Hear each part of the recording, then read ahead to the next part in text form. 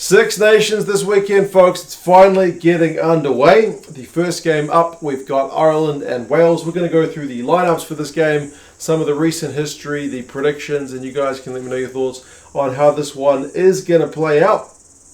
I think we've all been kind of hankering for some international rugby since November, and that wait is pretty much over. So happy days, and it's going to be really pleasing to see a crowd back in the Six Nations for sure. This one's on at Dublin. It's on Saturday, 2:15 local time, which is 3:15 in the morning for those of us in New Zealand. So some of us may be watching this one on demand, but we will kind of wait and see. In terms of the lineups, Ireland have picked what seems like a pretty strong looking lineup. That same front row of Porter, Kelleher and Furlong has been named, and it's an all-Leinster front row. In Furlong and Porter, the fact that Porter's been able to shift as well as he has to loose head means you've just got an absolutely destructive front row. So Wales are going to have a decent job on them to kind of keep things at least level. Because I know those guys, as I said, are pretty destructive.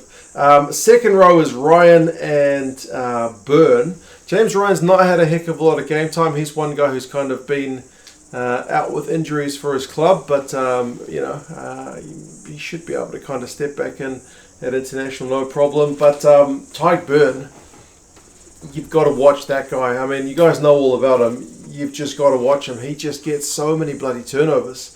I wouldn't be surprised if he finishes the tournament with the top number of turnovers if he can kind of stay fit. But we'll kind of see how that goes. Even if he's in the second row, man, doesn't matter.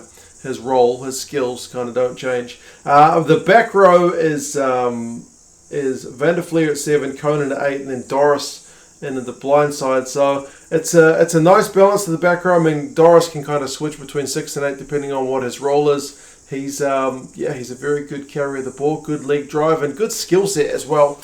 Conan, you saw him on the Lions tour as well, kind of with his block-busting ball carriers and good work rate. But I mean, Josh Van der Flier, if you're looking for work rate, is just that guy who's going to fly out of the line. So, the Welsh will kind of be sick of the sight of him sprinting out because he doesn't seem to kind of run out of energy, does old Josh Van der Flier. But we will see how that four-pack goes on paper anyway.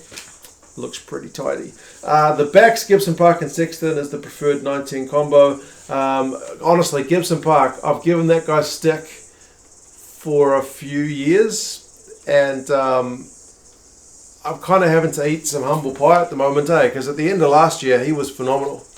Just his ability to recycle that ball and, arrive at the breakdown in a hurry and just fire that ball out relentlessly. It's the number one word I've been using with that Irish pack and the way they recycle the ball. He fit that role to a T. So he's been in fine form. Sexton, I'll be interested to see how many games he plays. He's captain. He's been prone to the odd kind of calf injury and wee layoff. So it's another one where you got to balance. Having your veteran, having your captain there, and then giving old Joey Carbery or even Jack Carty some time. Aki and Ringrose is the midfield. Henshaw, I think, is out with a niggle. So it gives Aki a chance to partner Ringrose. I think that's a pretty tidy midfield. I mean, I like Henshaw, but chucking Bundee Aki in there, I'm not going to have any kind of qualms about that. The outside backs is where you do get your debutant with Mack Hansen, the Aussie-born Flier, who's been playing bloody good for Conor. He's scored a fair few tries and just has absolutely looked electric. He's a big loss to Aussie rugby, but that's a gain for Ireland. He's on the left wing for this one, so good test for him. As I said, he's looked electric. Defensively, it'll be a step up for him, but I don't know, man. He's got heaps of potential. He's still a young man. We'll see how far he can go. Conway's on the right wing, Mr. Kind of Consistent, and Hugo Keenan, speaking of consistent, has been absolutely more consistent than any other player in a Tier 1 team in a certain position. That's the fullback role for him. He has just been ever present. Other guys kind of not available. Henderson's still coming back from an ankle injury. Keith Earls has got a hamstring strain. So, there's a few guys unavailable for this one. The bench, Sheehan, Healy and Bealham is the front row replacement. So it's almost entirely Leinster players in the front row, with Bealham being your exception. Ryan Baird, Peter Amani, the other two forward replacements, Conor Murray, Joey Carbery, and in form, James Hume. I hope he gets on for more than kind of some token minutes. I think he's only got like 1 or 2 caps for Ireland, but in terms of his form, he is in a rich vein.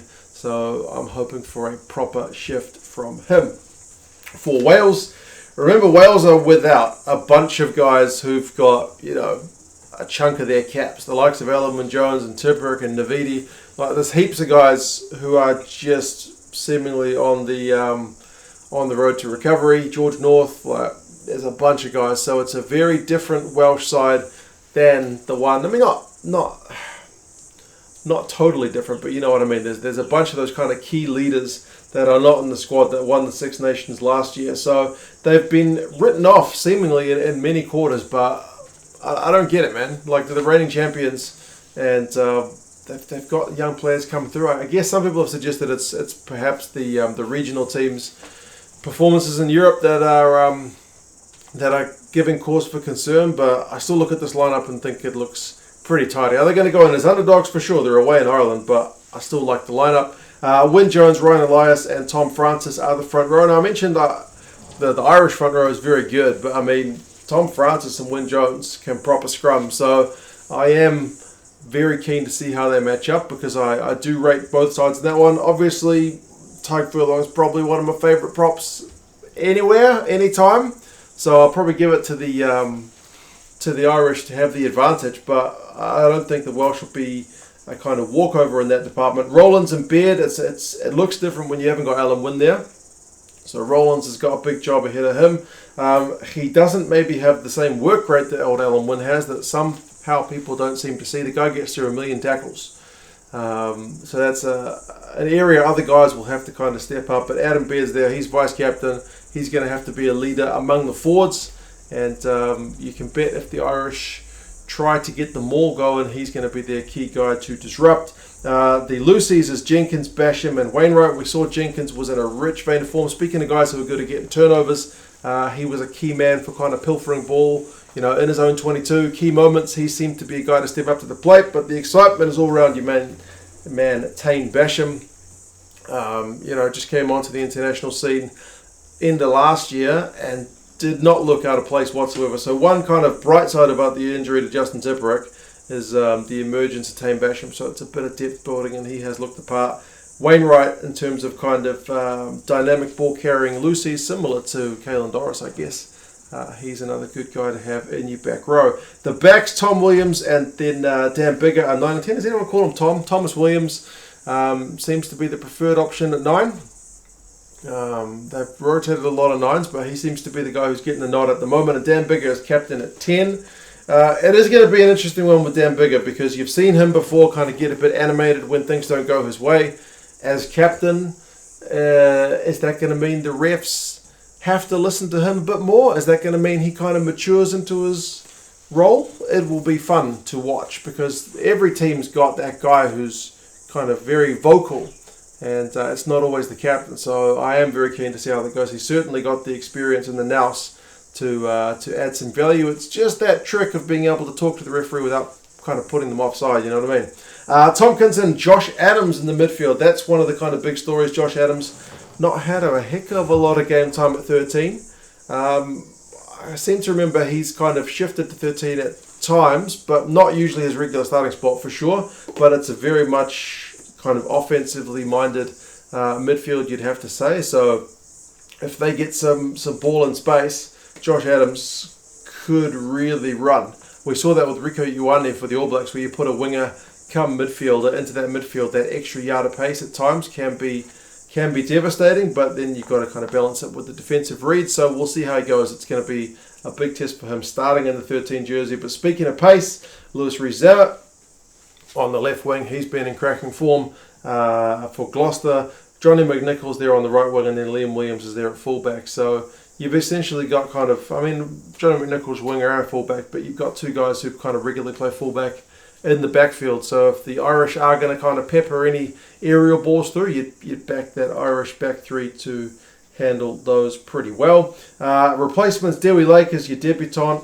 If he comes on as hooker replacement, Gareth Thomas. I forgot to mention the Sheriff. The Sheriff's another guy out. Heaps of experience gone. But Gareth Thomas, Dylan Lewis, Seb Davis, Ross Moriarty.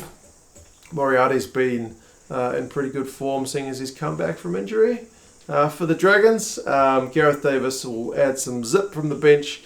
Callum Sheedy and Owen Watkin. Halaholo is another guy who was kind of coming back from injury, not like these long-term injury guys. He is going to be making an appearance at some point, but he's not quite right with his hamstring, apparently. So those are the lineups. How are things looking in recent times? The last 5, the Irish have had the wood on the Welsh, but those last 5 results only go back to 2019. A couple of Rugby World Cup warm-up games. One of them was relatively lopsided. That was a Autumn Nations Cup game, in 2020. That was 32-9. That kind of blows out the average score between teams a little bit, which is 23-14 to Ireland across the last 5. So it seems like they do have the edge over the Welsh. But you got to remember, most recent game was 2021, and Wales got the victory in that one in Cardiff, 21 points to 16, albeit there was a red card in that game, but still, you've got to give credit to the way the Welsh played.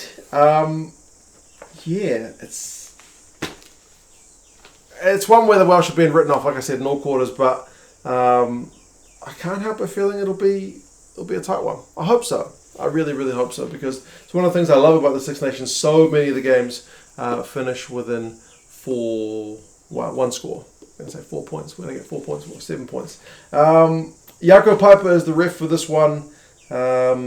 He was the ref in the URC at the weekend, so he's kind of hopefully getting into a bit of match form. The bookies for this one have got Ireland by 14 points, and the Rugby Forecast algorithm has Ireland by 13 points. So Ireland certainly predicted to get it done by easily more than a try, but not to be an absolute hiding. But for the bookies to be going 14, that's kind of a pretty bold pick. So yeah, we will see. You guys let me know what you reckon. This one is on ITV for you guys in the UK and S4C, which is good, because if you guys are outside the UK and you want a way to watch it, VPN, ITV, happy days. You can watch the game live or on demand. Link in the description for Express if you want to use that one.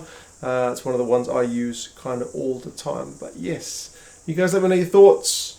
Ireland by 14, too conservative, too much. Wales being kind of dangerously undervalued. You guys let me know your thoughts, and I'll talk to you guys again soon. See you later.